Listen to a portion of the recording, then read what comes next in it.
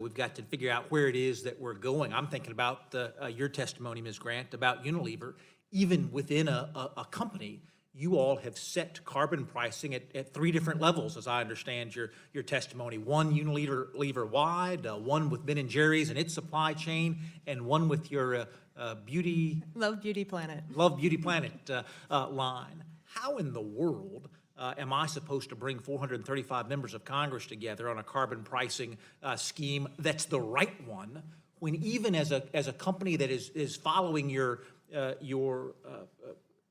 internal drive, you've not been able to come together on a single carbon pricing model?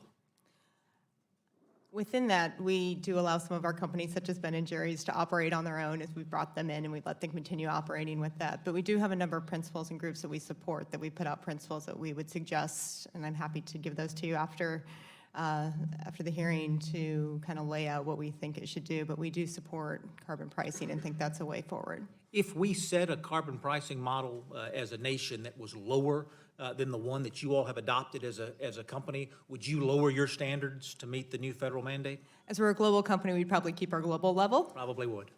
Mr. Powell, let me tell you, every time I drive up the BW Parkway, I'm going through Northeast D.C. and Maryland, where I see all the solar panels on the north side of houses under big, beautiful oak trees.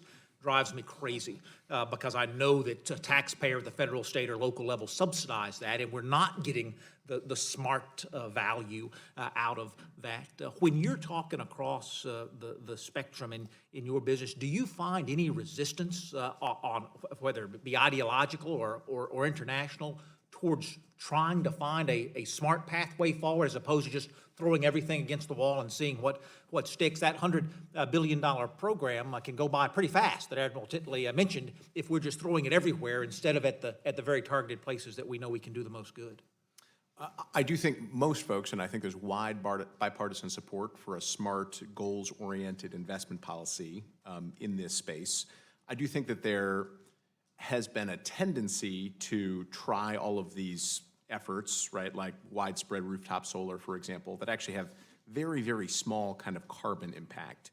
We would argue that the thing we've got to be thinking about is much more, how does a Nigerian energy policymaker, how does an Indian energy policymaker think about what they're going to do, and what's a like-for-like substitute to the kind of investments they're going to make? So if they were going to build a massive new traditional coal-fired power plant, the substitute for that is probably going to be another great big power plant like a nuclear reactor, or a coal plant with carbon capture, or a natural gas plant with carbon capture, or a huge grid-scale solar project with battery storage attached, and that's actually the kind of thing that we ought to be focusing more of our attention on, more globally relevant sorts of clean energy solutions. That seems like something we could find a vast agreement on.